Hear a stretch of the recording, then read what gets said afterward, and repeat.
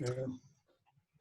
To everyone joining, welcome. We're going to get started shortly, so settle in. Feel free to introduce yourself in the chat box. Let us know your name, first name, and where you're joining from. Looks like people already started with that. I'll have to jump over to the chat box, and you'll have to be patient with our moderation skills. I'm going to do my best Casey Kasem here, and give a few moments to get everybody in, or at least most of the people get in. And let's see.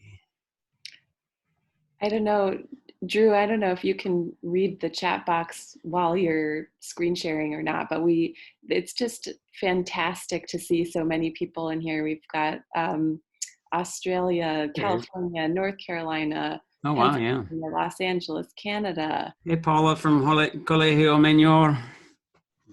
That's the Guayaquil, Ecuador school I was talking about before we jumped in. Hey, there's somebody from my hometown. Maybe one of my former students. I wander about this town and see students, and hey, good to see you. If you are Drew's former student, could you please just shoot me a private chat message with a story? I want to know. There are no stories. No, of course not. We have New Zealand, Denver, India, Israel, New York, Australia, Connecticut. Oh, it's fantastic. It's great to see everybody. Yeah, this is it's pretty amazing in times that that we're in, that we can connect so quickly and easily from around the world, and hopefully provide some value to folks as we try to navigate these times. There's another one from Ecuador. Good to see you all. I saw someone from Japan. So a special thank you to everybody who is either staying up late or woke up early to be here with us. We really appreciate you spending some time with us. Someone said they're not my former student. Well, that's good to know. Oh, good. What a relief. You're off the hook. Yeah, right. Hey, there's my friend Fox. Let's see. Vancouver, Oklahoma. We'll give another, minute or so before we get rolling here. Ann Arbor, Michigan. Oh, man, go green.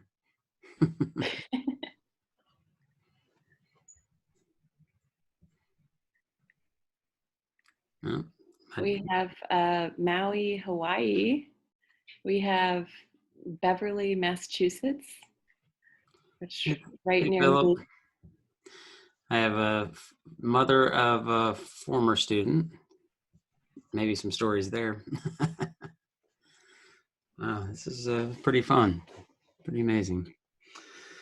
All right, well, are you all ready to get going here? Hopefully we can moderate this in a meaningful way. Warren, you ready to get rolling here? Yeah, ready, absolutely. Yeah, we're set. All right, well, a formal welcome to everybody from around the world. Hopefully this is a helpful time with Sarah from the Right Question Institute, and Warren, who's an author of 2 of my favorite books, and hopefully a third one soon. I haven't read it yet, but it's coming out. What came out, yesterday or? Yesterday, yeah. Yeah. So we're going to give them an opportunity to introduce themselves. I'm going to talk a little bit about myself because everybody's got to be dying to know who I am and all of that. But we want to really make sure that we kind of frame this. We're going to be using a why, what, if, how framework that you might be seeing on the screen, that question mark that comes from Warren's work. But before we do jump into that, what we're going to do is try to frame the why we're doing this, and why are we here, and what's the point of this. And we certainly, hey, Kath, I'll talk to you on Friday. What we're hoping to do is provide some thinking and some resources and some discussion and solicit questions from you all and comments and tools and resources and links that might be helpful as you navigate this time, these uncertain times, and trying to deal with online learning and do inquiry teaching and inquiry learning and the power of that and all of those kinds of variables that surround that. So hopefully this is a helpful time, and at the end we're going to give you some opportunity to share questions, and we're going to try to discuss some of those. There's obviously no way we can have everybody jumping in with live questions and talking, so we can't really do that. But we are going to solicit and try to harvest some of those from the chat window towards the end and do some interactive things throughout as we try to, harvest the wisdom in the room, as it were. So do some reflection as well. So with all of that said, I'm going to let Sarah introduce herself, Beauty Before Age, and certainly she's got us on both of those things. Sarah is with the Right Question Institute, one of my favorite organizations, and we use the question formulation technique in our workshops, and I just think it's tremendously powerful. So I'm going to put that slide up and let Sarah say hello and introduce herself. Thank you, Drew. And hello, hi to everybody. I see so many of our old friends, new friends on the webinar. And so it's just really exciting to see everybody from all over. So as Drew mentioned, I'm the Director of Professional Learning at the Right Question Institute. What that means for me right now is that I'm figuring out how to do the question formulation technique online. And we're putting out a lot of new resources as well around self-advocacy in a variety of different fields. And as we know, questioning is such a key piece of self-advocacy in all kinds of settings and situations, not just in teaching and learning. And I am learning so much from all of you. And a lot of the people on the webinar today have already been doing some of this work virtually. So I really invite you, please respond in the chat box, add some of your ideas and your questions as we go, because there's a wealth of expertise in the virtual room. Absolutely, absolutely. Warren is one of my favorite authors, and this is hopefully showing his upcoming book, or like I said, just released yesterday, A More Beautiful Question, which is a book that I use or that I've read and highly recommend to teachers and educators. It's a great big picture, very accessible read, and kind of really helps, I think, spur some great thinking and great questions. And then the second one, Warren, correct me on the title, but it's A Book of Beautiful Questions. And I'll let you take it from here. You probably know yourself a little bit better. Yeah, sure. Thanks, Drew. Appreciate it. And appreciate the invitation to do this. And thanks, Sarah, for joining. And thank you to everyone who's tuning in. So yeah, so I am actually on my third book about questioning now, which I think qualifies me to be a questionologist, if there is such a thing. And the first book was A More Beautiful Question. Second book was The Book of Beautiful Questions. And now what I'm doing really is adapting both of those books for a classroom setting and for an audience of educators. And but a lot of the concepts are the same. It all revolves around the central idea that questioning is this incredible tool that we are not using as much as we might. And I think it's a particularly great tool in times like this, in times of uncertainty. Questioning is actually the tool for helping us deal with the unknown. It's the thing we use when we don't know what is in front of us or what new information is coming at us. We use questions to kind of figure it all out. So I think in a way, the whole topic of questioning becomes more important in a period like this. Absolutely. And like I said, I think both of those books, and I'm anticipating this third one is very accessible, and I really think it's great for teachers. Even this, you said this third one is geared towards educators. The first two, I think, are very, very powerful as well for educators. I'm the director of Teach Thought Professional Development. So if you are familiar with Teach Thought, we have two websites, teachthought.com and then TeachThoughtPD. WeGrowTeachers.com is the actual address for that. And we do everything through the lens of inquiry. Most of what we do is based on project-based learning or helping schools and teachers with project-based learning, but we also deal with culture of inquiry and differentiation and literacy and essentially all kinds of areas of professional development. But it's all done through the lens of inquiry because we really believe, as Sarah and Warren kind of said, just to echo that, just the power of being able to problem solve and how to ask the right questions and use that as a tool to access critical thinking and knowledge and those kinds of things. So some of you might be familiar with me from the Teach Thought podcast, which is one of the great joys of the work that I get to do, because I get to talk to smart people like Warren, and hopefully Sarah soon will be on the podcast. I'm twisting her arm to get her on.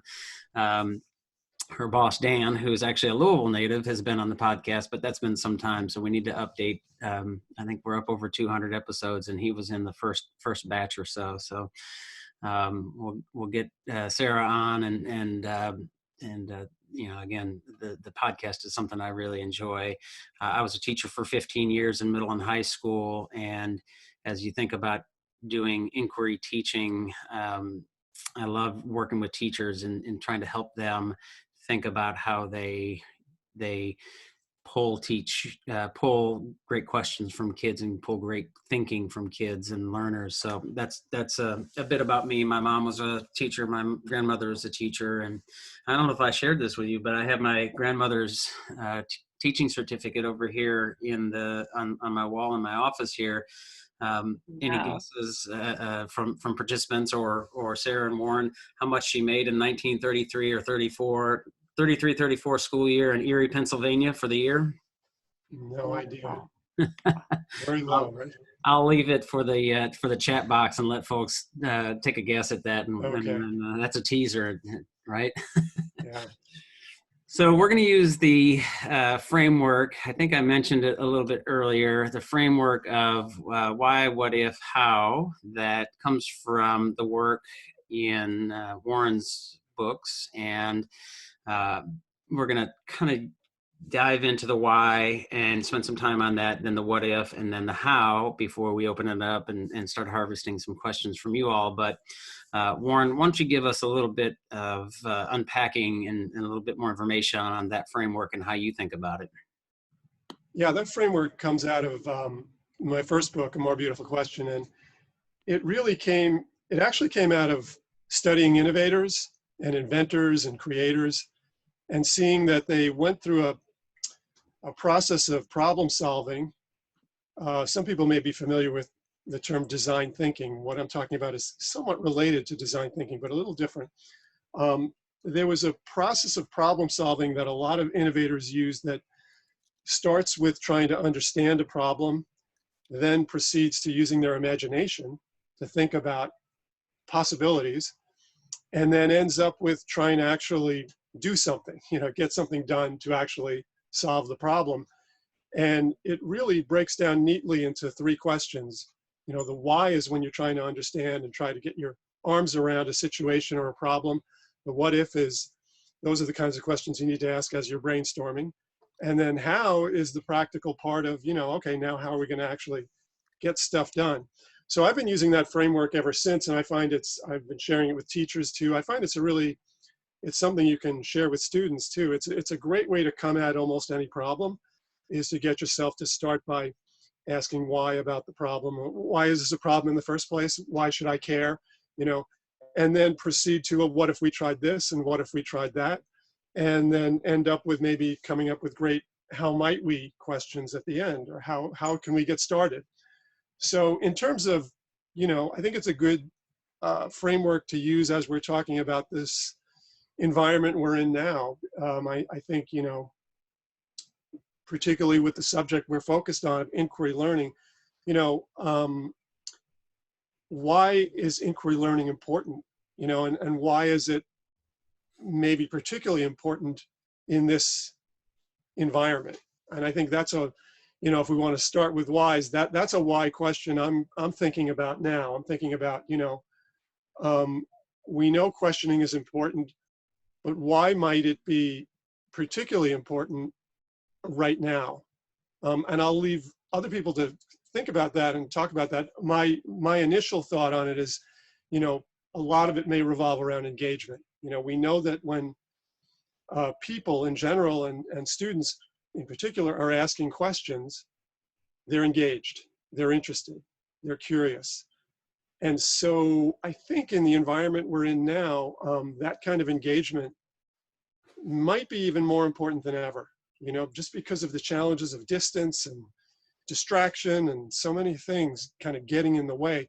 Engagement becomes, you know, even more critical when you're dealing with those kinds of challenges. Yeah, and as I'm remembering your book, and I was thinking about the what ifs, some of the what ifs, I don't know if you remember them off the top of your head. Some of the what ifs were almost really wild, right? Like things that you would say, you know, like, what if we put this with this that nobody would ever really think about, but to sort of have that divergent thought process Yeah, emerge. a lot of the people, a lot of the inventors and the innovators in my first book were really asking, you know, what if I combine this with that? Or like the guy who created Netflix, you know, what if you could rent your videos, but you had a club, like a health club, and you rented your videos through a membership? You know, so I found all these creative people were saying, you know, what if I take this idea from over here and I combine it with that idea from over there? What would happen? So it's a really great, that's one of the great things that what if questions do, is they sort of allow you to shift reality. You know, reality says things are supposed to be a certain way. When you ask what if, you're kind of pushing reality aside for a minute and saying, okay, what if we turned the whole thing upside down? Or what if we did everything totally differently? Yeah. Well, let's dive into the why questions. And Sarah, maybe this is a good time to bring you back in. And as we think about the why, when we were talking about doing this and sort of discussing and preparing, I think we all three of us had sort of different whys. But what's your why at this point? Yeah, well, thank you. I have to agree with Warren that just the sense of possibility when you do that type of divergent thinking is really exciting, and maybe we all need that break right now. You know, maybe we need to imagine the sort of the unexpected confluences of two ideas that seem opposite, maybe like fostering curiosity and distance learning. But I I would say that one of my whys is why is curiosity an essential skill for self-advocacy? Not just for learning and for teaching, but for self-advocacy beyond that. And I really was inspired by Luz Santana, who is with Dan Rothstein, is the co-director of the Right Question Institute. And, you know, one of the things that she was saying is her neighbors are looking for work, are trying to navigate unemployment, are trying to navigate healthcare situations, and there is real pain and real distress and real fear, and not knowing where to start when you're trying to navigate these very complex systems that are being written right now as we're going. And so for a lot of us at the Right Question Institute, it comes back to the power of a question as an entry point when it feels like you're not allowed into a conversation, or where you don't know where to start, or you don't feel like you have that much power. And so that's really my primary angle, is thinking about why do we need questioning so desperately for self-advocacy? And then, of course, how do you teach that? Right. And if there's any of those slides that you want to show, we've got some slides that hopefully we're going to use to help folks. If there's any of those slides, let me know. Yeah, so that that why piece, and as the current slide shows, we invite you to add a why. Like, what is your why at this moment? Like, as you think about the online teaching environment and dealing with COVID-19, are there hey, Chris Hanks, are there a why? I'm just distracted by this chat box and seeing names that I recognize. Um, I think about why is inquiry important?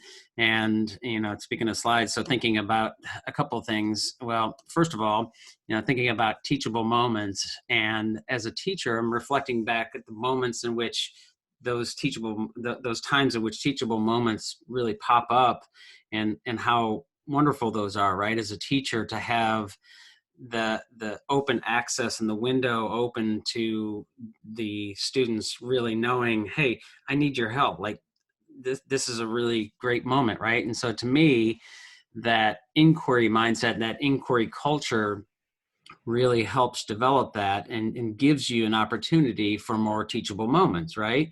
And when we think about whether it's inquiry teaching or any kind of teaching, project-based learning especially, we think about teaching, that pull teaching instead of push teaching.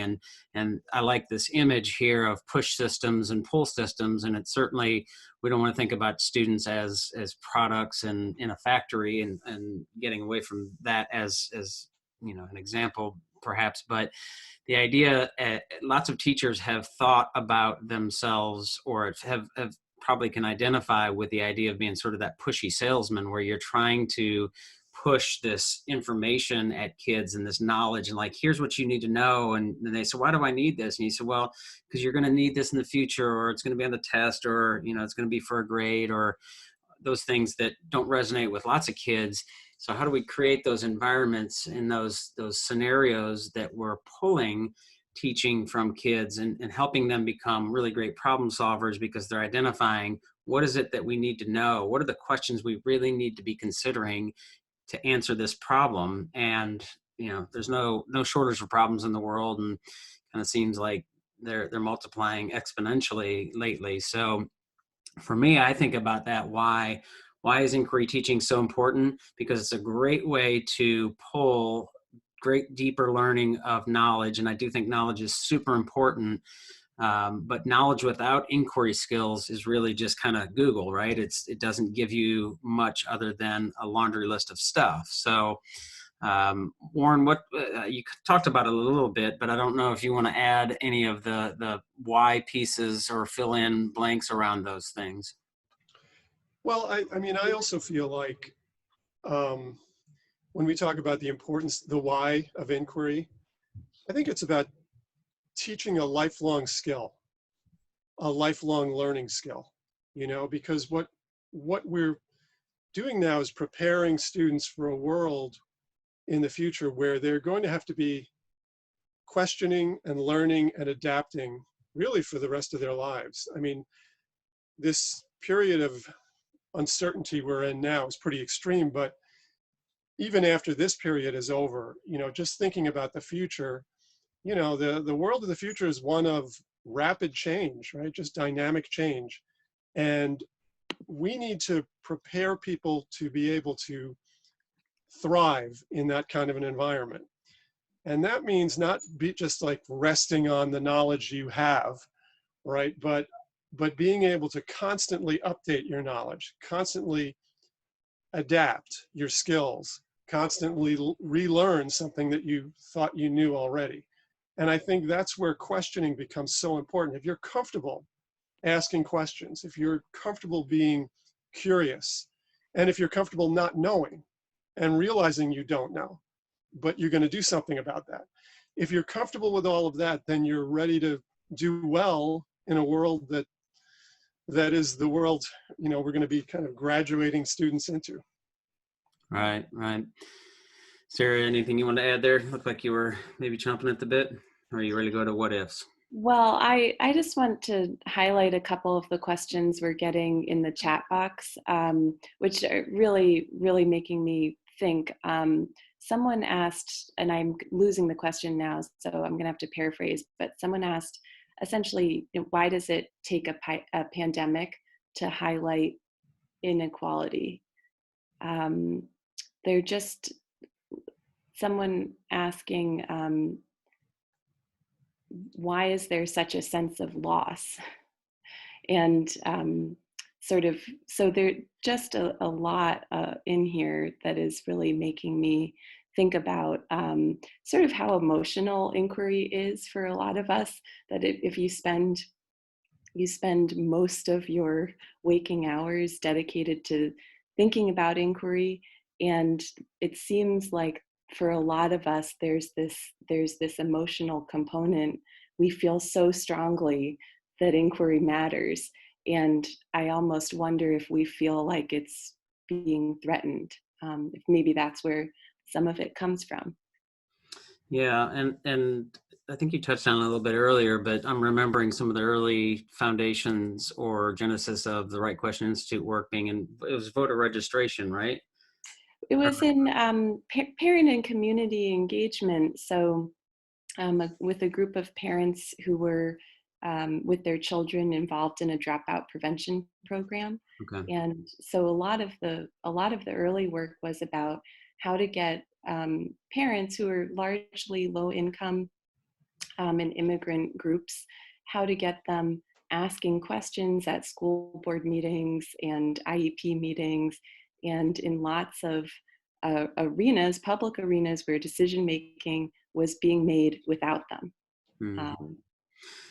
Yeah, well, it reminded me of that from the Make Just One Change book. And when we think about really empowering parents and how do we change school to do things differently, and asking why is school this way, and for parents to know just as well as students, like how do we empower them to be asking the right questions, right? The questions that are really important, as opposed to just sort of going along with the program or being told or dictated, like this is how we've done it and this is how we should always do it, and being more thoughtful about that. So, and there's some questions that I'm saying about, how do we do this during this pandemic and our situation, where we are going to kind of get into some of that, especially with the hows, and try to harvest some of those things as well. So let's go to that what if and think about the what ifs. What are some of those questions that you all might have? Please, we invite you to put those in the chat screen here as well. Some of the things that we discussed, like what if we focused on teaching inquiry skills right now, and what if we could use this as an opportunity? I know, Warren, that was one of the things that you brought up in our sort of conversation, I think yesterday or in preparation for this. And what if we collectively decided that curiosity was the most important thing? I think, Sarah, that was one of your things that you had come up with. Warren, you want to talk about that opportunity and springboard opportunity? Yeah, I think oftentimes I've studied innovation a lot, mostly in the business world, but in other sectors too. And oftentimes innovation comes in periods of turmoil or challenges. Innovation comes often as a response to a challenge or a problem. And so it could be that a lot of the changes that we'd like to see happen in education, or some of the changes, this could actually be a good time to begin to work on those, or at least begin to think about and ask questions about how we might begin to make some things happen. So I think this idea that of an opportunity, that this period could be an opportunity to sort of springboard questioning and inquiry learning. It could be that we have opportunities to experiment a little more now, because it's an environment where things are kind of wide open, and really no one is sure what they're doing right now.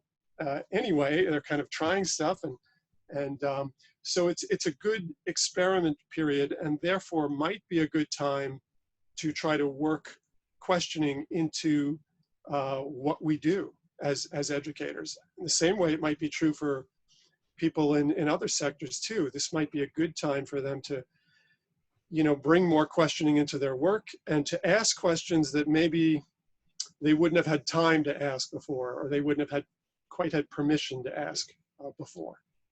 Yeah, it's an interesting potential spot for a paradigm shift as people start thinking about why do we do things the way we do them or have done them. And lots of parents, I'm hearing stories of, they're like, why is this like why does my kid only have 2 hours worth of work when they're supposed to be in school for 7 hours? And why, lots of why, and well, what if we did this differently? And I'm seeing some great questions. I think Kimberly Mitchell, hi Kimberly, um, uh, thinking about what if our courses were not subjects but questions. And that's one of the things that I think about when we think about teaching civics and history.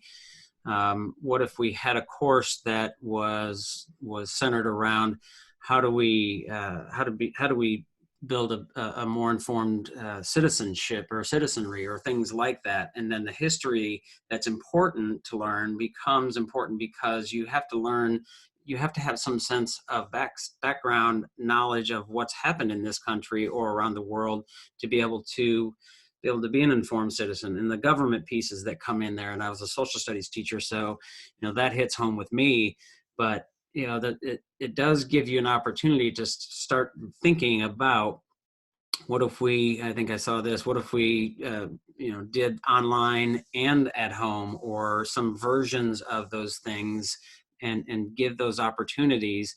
It'll be really interesting to see. I'm not totally convinced or persuaded that we're going to see, let's say 5 years from now, things to be tremendously different, but what an opportunity for that to be happening, because I don't think most educators would argue that we certainly could stand some what ifs to come to reality. So Sarah, what's on your mind there? Well, I'm stealing this. Someone in the chat box said, and I agree, the what if questions are disruptive. There's something so freeing about that. I like that idea a lot. So I think the real question is, what if this is an opportunity? And I think that it alleviates some of that emotional strain we might be feeling if we decide that that's the question we want to ask and pursue. From my perspective, one of the frustrations of a lot of my friends who work in educational technology in regular times, and especially right now, a frustration is that people have looked at technology as a way to replicate learning that can be done in person, instead of as a pathway to really create things that you could never do in person without it. And so it just reminded me that, there are tools where suddenly you can submit a video, you could submit a voice recording, you could submit a screencast, and you can show your learning in all these really creative, dynamic ways that potentially could be more difficult in person. So for a lot of students, it's a real challenge, and virtual learning could be a huge struggle. The access to internet is a huge obstacle for a lot of families and a lot of children. But for some children, there might be something really freeing about being an anonymous chat box participant, So I even think about some of the webinars we've done, and we found like this chat box is very active. And sometimes when you try to have people respond in a webinar using their microphone or their camera, people are much more hesitant. So it is really interesting to think about the way that our tools set us up for some similar dynamics that we might have anyway in our classrooms, and in the ways that they free us. And so anyway, I like some of these questions about, what if we never go back to the way things were? What if this is the new reality that we're living in? And those are the ones that get me really excited. Right. Yeah. I'm seeing articles saying, 2 years from now, we may still be doing social distancing. And I don't think that's the excitement that you're after. But the shifts in practices, right? We think about school and the ecosystem of school and sort of clarifying your purpose and mission and vision, but then what's the curriculum, systems, and practices? What are those things that you're doing, and how does this shift the curriculum? One of those things, what if this helps us realize or drives home the point that the idea that we're supposed to teach and learn all of this stuff really isn't realistic, and we do need to focus on some real high priority things. What if our practices need to be rethought in more of an inquiry constructivist way, and doing that in a way that does include deeper learning of knowledge, not just engagement? Because that's one of the criticisms that I hear about inquiry teaching and constructivist progressive teaching, and I think it's valid. So how do we do that well? I'm jumping ahead to the how part there, but and then the systems, like what kind of systems that I'm seeing, like the grading systems that we're seeing questions about in that chat panel, some of the connection pieces, like how do we navigate this in a way, what if we're able to find a way to make connections and community, but also not have to have students in buildings for 7 hours. But on the flip side, what if that happens, and how do parents navigate that? I mean, there's so many great questions to be considering. Before we go on to the how, Warren, is there any meat you want to put on those bones? Yeah, well, I would just say, one of the questions I see coming up repeatedly is something to the effect of, what if this is the new reality? And I think it is the new reality. It's the current reality anyway, which means it's new. And so I think by being forced into that reality, we actually are going to learn a lot, and we're going to learn about what works in online learning. We're going to learn about what doesn't work. We're going to learn about the problems that need to be solved, and we're going to learn about the unexpected benefits that maybe we didn't realize, and I think then when we have the next reality after this one, which may be some combination of this online learning and the more traditional learning, we're going to be able to bring all of these lessons from right now to that future scenario, and hopefully be able to take a lot of the strengths and the positives of online learning, and we will have maybe been forced to confront some of the questions about the problems of online learning. And Sarah mentioned a couple of them. The inequality, there's various issues that we know are real problems associated with it, and now we are being sort of challenged and forced to confront those questions and those issues. So I think and I hope that when we get to a situation where maybe we're going a little more back into a classroom setting, we will be able to bring a lot of the positives of online learning with us and incorporate it much more into that world. I thought of another what if, this based on what you were saying, Lauren, which to me is, what if we all collectively agreed to acknowledge just how hard this is?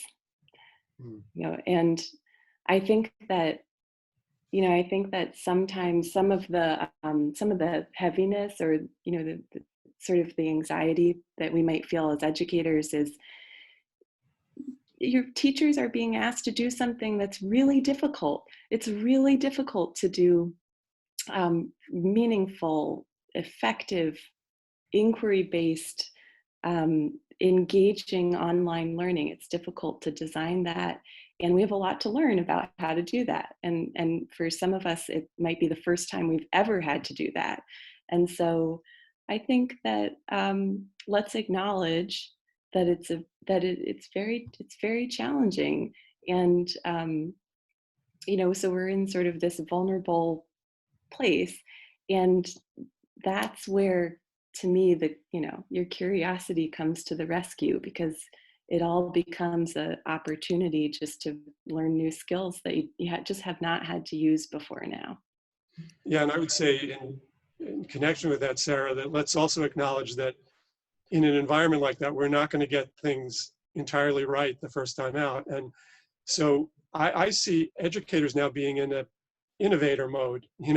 They're doing what innovators do, which is really deal in the unknown and deal in trying to change the way things are done. And the lesson that you can take from great innovators is that they fail a lot. I know a lot of teachers may not have as much license to fail, unfortunately, but innovators do learn to live with imperfection and knowing that they're not going to get things right and that they're going to be refining as they go. And I think that's a reality that we're in right now with this new environment. Yeah, and I saw a comment thanking Sarah for acknowledging how hard it is to sort of operate in this environment. I hope that it, to your point, Warren, gives teachers and schools a better window into the importance of not having to feel like you're infallible, that you have to be perfect, or we sort of joke about it as being Pinterest worthy, right? That there are all kinds of times where adults actually make mistakes and are wrong, and having that intellectual humility to say, well, we tried this, but it didn't work. And clearly we're seeing lots of that right now. I'm seeing with my own children, their teachers trying and iterating and doing different things. And I'm seeing from the first version to the second version to the third version, really thoughtful growth in how they're trying to tackle that.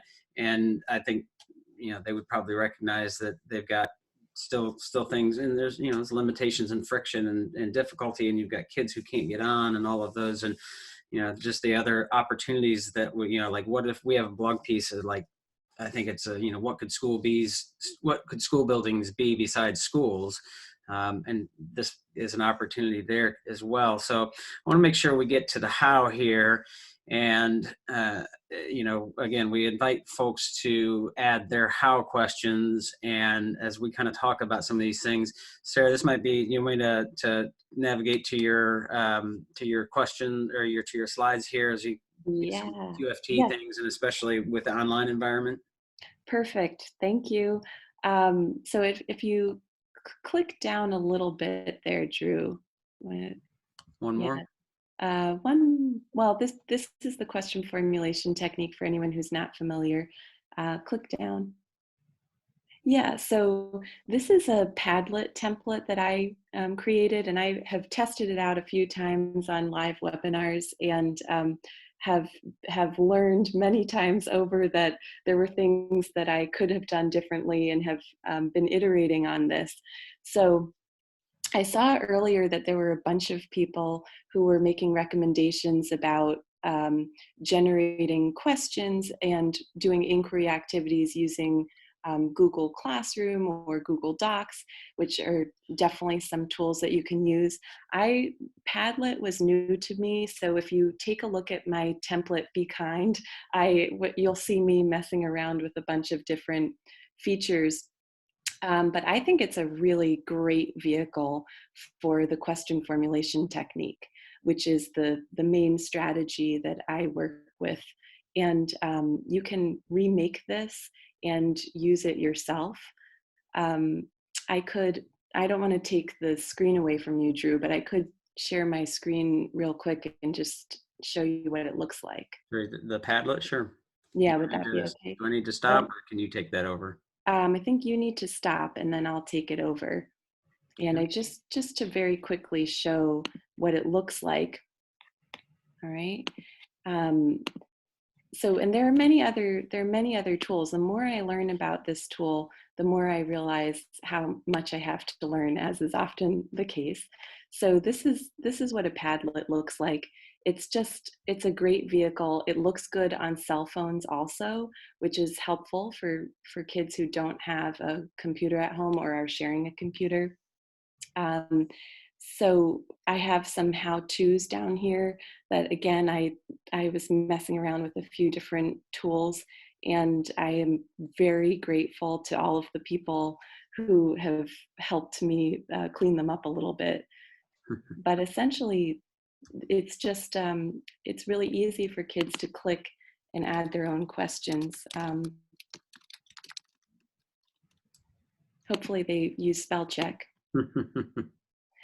And you can also, this is one of the things I was talking about, is that you could easily go in, you could add a link, you could add a screen share, a voice or film recording, a photo.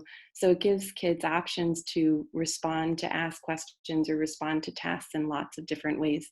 So I'll stop now. This is just, there's one idea, but I think lots of other people who are out there on the webinar should be sharing some ideas they had in the chat box, because I know you're there.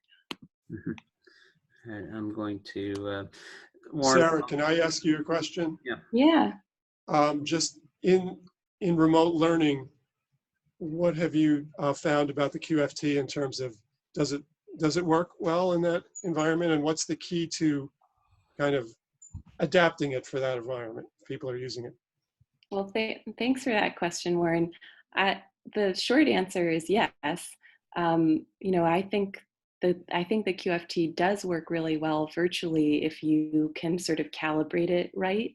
The key part to me is that the QFT depends on a burst of collaboration at the beginning. And of course, you can use the QFT one-on-one or individually, and a lot of people do. My colleague Andrew is working with doctoral students around their own research topic and coming up with better research questions. And that's a very private, sort of individual process.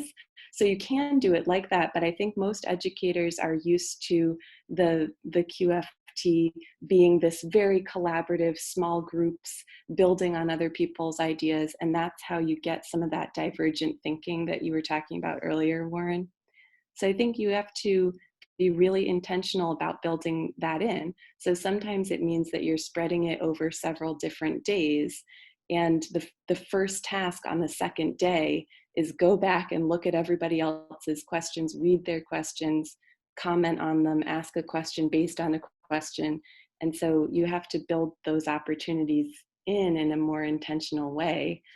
And then I think that the other thing is trying to allow for multiple modes of communication. They're not all going to be there working on a poster paper, writing their questions down by hand. So how can you open that up in multiple modalities so that different students can really shine? Yeah, when we're thinking about doing our online workshops and trying to replicate some of the dynamics that we're after, one of the tools, I like this Padlet, and I think that's a great tool as well. We're looking at using Explain Everything, which is a collaborative whiteboard. It also allows you some other features and functions as well. You can put slides in and record a presentation and some other pieces, sketchnoting and what have you. But what I like about that is that tool is that it might help us replicate when we do our QFT in our project-based learning workshop. We present, of course, a question focus, and then we ask them, the teachers, to, on a chart paper with markers, to write. And one of the things that I think is a definite challenge in this online environment is, how do you get that intellectual energy in the room that happens in a room with kids or adults, and how do you create that, right, in an online environment? And with Explain Everything, we can hear each other and we can see each other's writing in different colors or what have you. And so trying to use tools like that, Padlet, I think has you can create some of those. We talked about that the other day, about how you can create some of that asynchronously perhaps, and build off the ideas of one another. But I do think is while we don't want to try to replicate an online environment, just any and all of the teaching pieces, what are the most powerful pieces that we that we see as teachers being the most effective.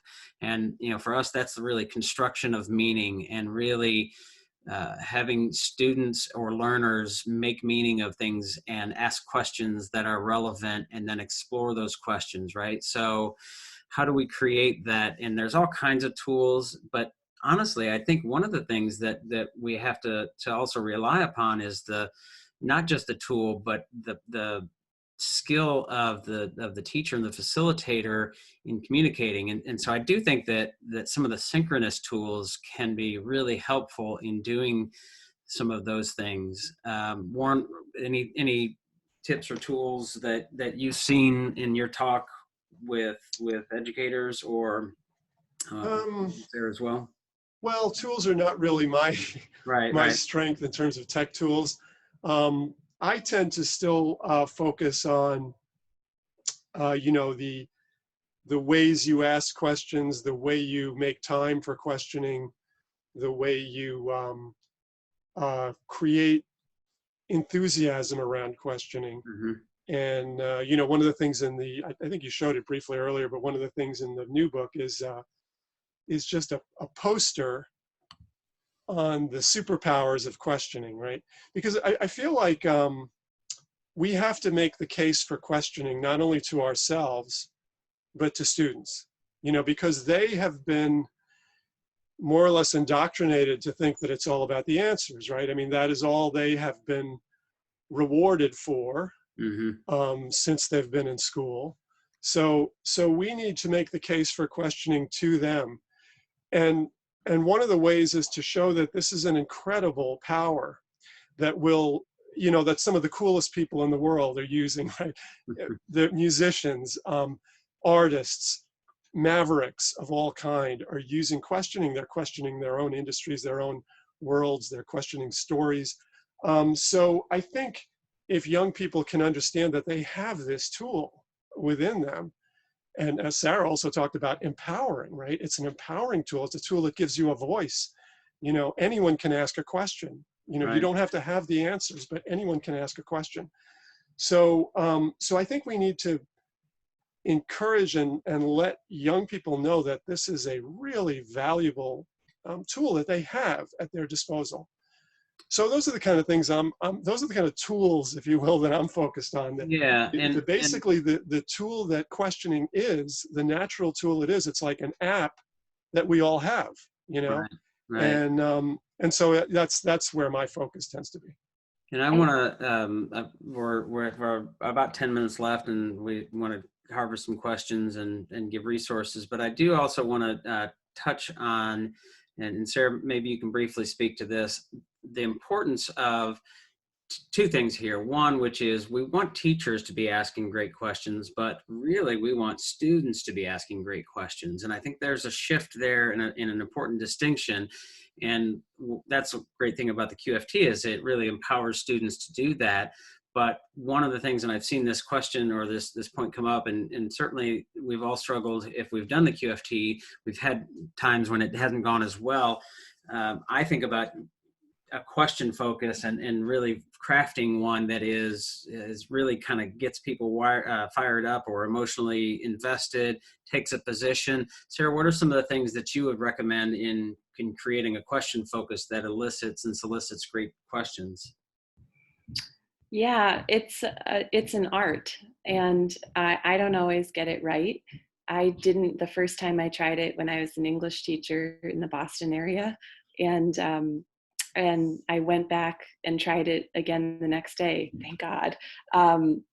And so what the things I usually say are, you have to strike a balance, because you want to choose something that's fairly simple. It shouldn't be an overwhelming amount of information or words, but you need it to be provocative. There's some great research about curiosity in the brain, and the way that your brain is actually forming new neural pathways when you're confronted with something that doesn't quite fit into your existing knowledge framework. So I really love thinking about the Q focus as something like that. It's you're suddenly being confronted with something that doesn't quite fit in your existing framework and your existing ways of being and understanding the world. And sometimes that's when the best questions come out, because literally your brain is more plastic than it was a second ago. Right. I'll put this slide up because I do think that reminds me so that mindset, and as we think about the polarization and navigating media, like questioning is a superpower there that seems like a lot of people are not using that app, as Warren said. Like, how do we use and help our students be prepared to navigate the media landscape and sort of inoculate ourselves against those sort of dogmatic things, whether it's left or right, and yeah, things that are a little jarring can help you kind of get out of those things. And yeah, so I want to make sure. I would just interject that when I think about critical thinking, I think of Carl Sagan from years ago, and Carl Sagan talked about critical thinking as a baloney detection kit that we all have. And if you think about it, in today's media environment, there's more baloney coming at us than ever before. And that's not going to change. For young people going out into the world of the future, I don't think all of these problems with Facebook and social media and disinformation coming at us, I don't think it's going to go away. And so that filter, for dealing with that baloney detection kit that you need is going to be even more important. And it runs on questions. I mean, it's all about knowing which questions to ask, when to ask them. Right. Well, I'm mindful of time here. We're at 5 minutes before the hour, and we had intended to harvest lots of questions. And if folks want to do that and drop questions into the chat box, maybe we can handle a few of them here. This will be archived. We're recording it, and you can always reach out to one of us and follow up. So I don't know. For those of you who have seen some great ideas in the chat box, and I really hope you see just the caliber of the people in the chat box. You can always save a chat box in Zoom if you just click on, there are 3 dots, sort of look like an ellipsis. If you click on those 3 dots, it's across from all panelists and attendees. You can save a chat. Yeah, and so if you want to throw some questions in there, feel free to. And if we have a moment here, we'll try to talk about some of those. But we definitely would like for you to do some reflection here. And looks like the save chat is shut off except for that's okay. Well, I'll save it. We can save that too.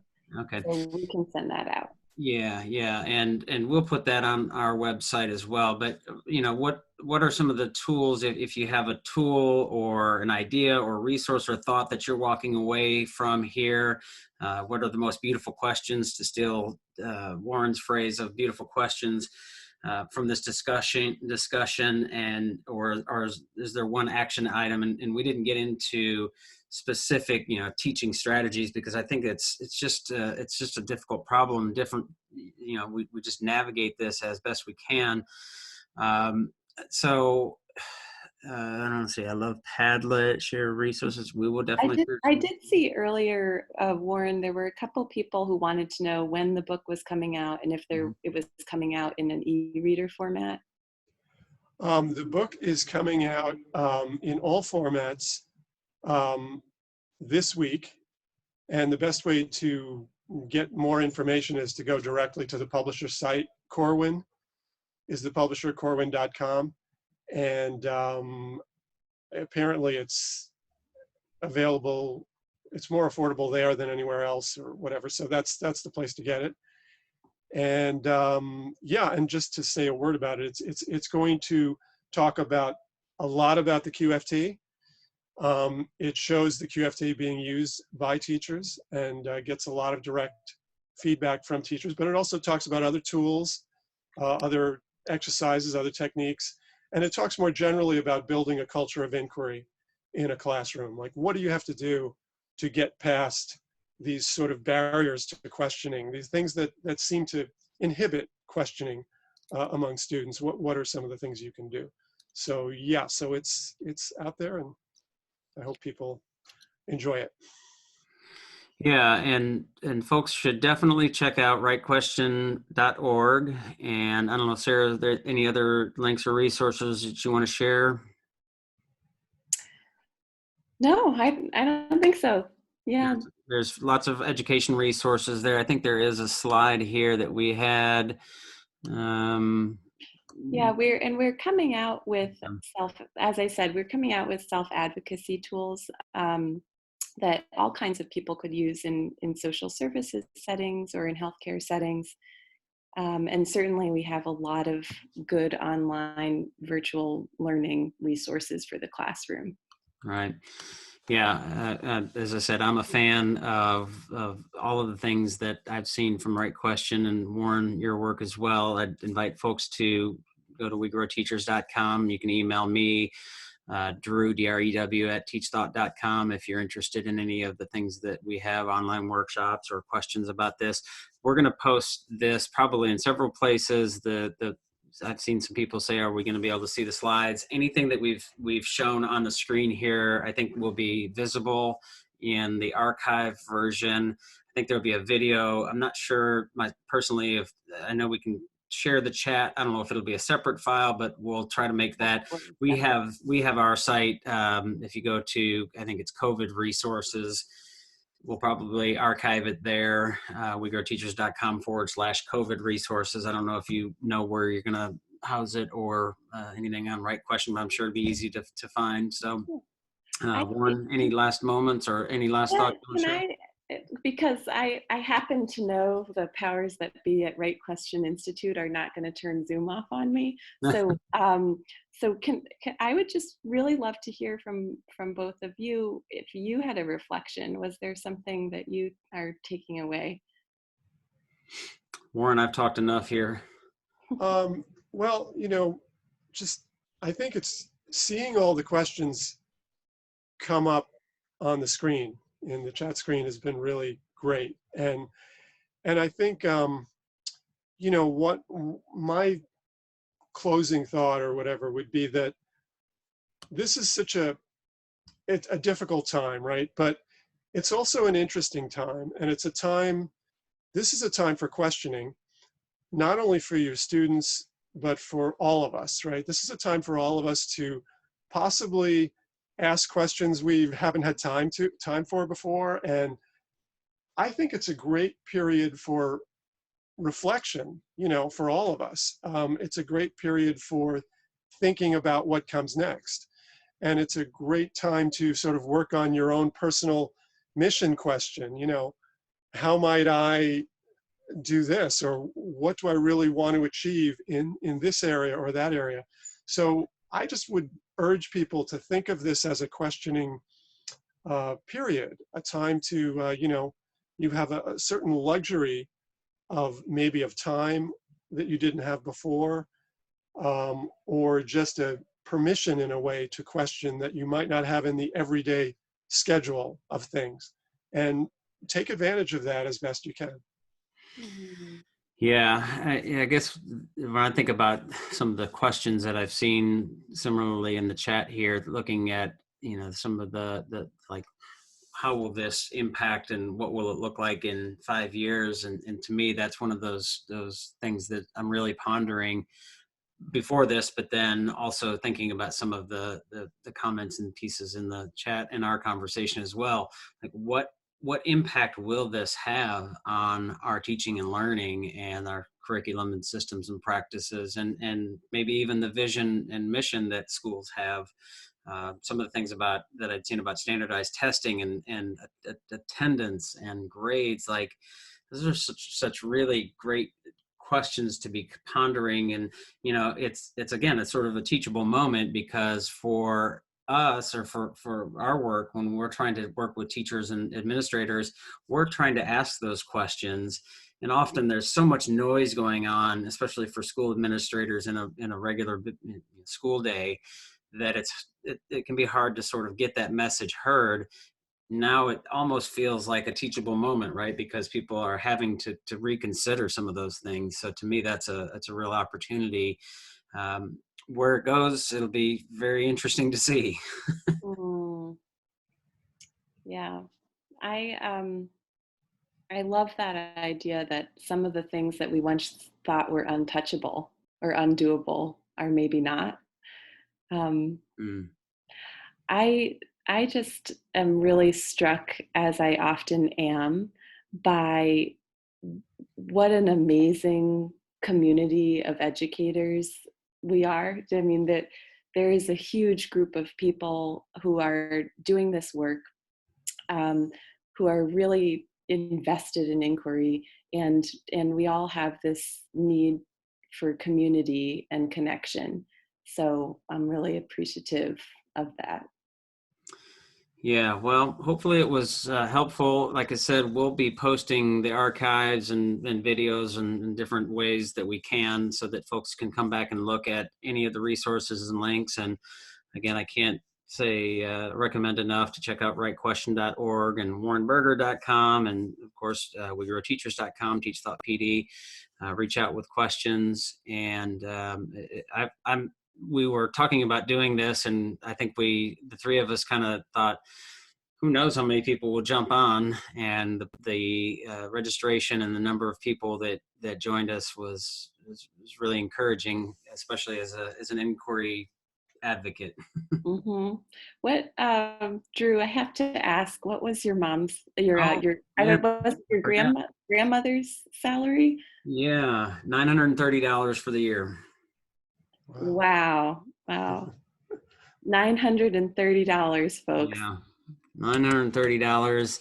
I'll have to put that in the chat box here. I totally forgot. I was only reminded because a participant asked a Yeah. question. Yep. And she could be fired for change in name and change in condition, which would be marriage and pregnancy, which Wow. always strikes me whenever I tell that story. It seems like a really poor human resources policy, because especially at 33, 34, you would see, I'm assuming, lots of women as teachers. And as far as I know, they're the ones that get pregnant more often. So. Right. Wow. Yep. Okay. Well, Well, this is great. We're ready to sign off.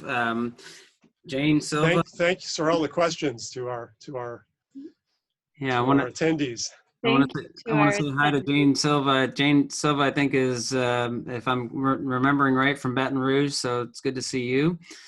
Yeah, thanks for all the questions. And thank you to Andrew Minigan, who was behind the scenes running the Zoom and answering some of the questions.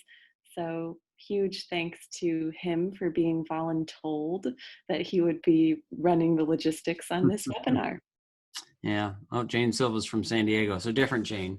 Well, hi, Jane from San Diego. All right. Well, we're ready to sign off. And thanks so much. Thank you, everyone. Thanks, everybody. Bye-bye now. Take care. Keep questioning.